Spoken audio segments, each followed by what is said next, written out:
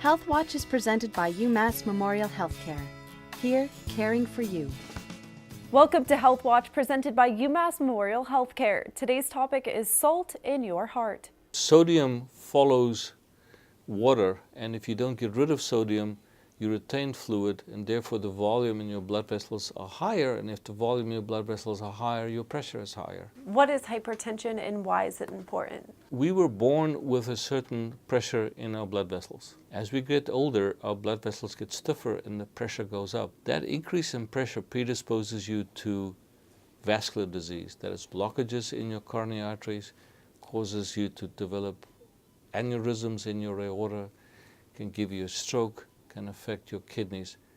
It is the most important attributable risk to heart disease is hypertension. What are some common foods that contain sodium? Virtually all foods have sodium. It depends on the degree of sodium. For example, bread has sodium.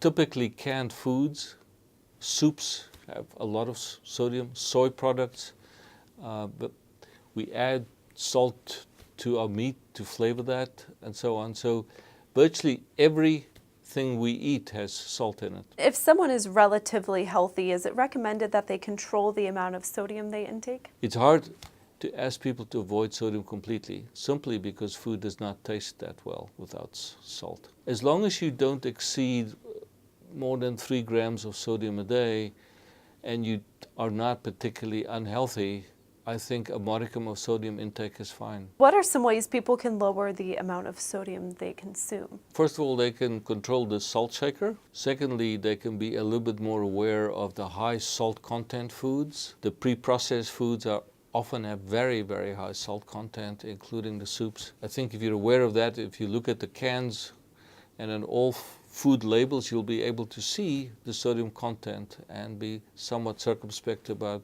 consuming vast quantities of food containing high salt levels.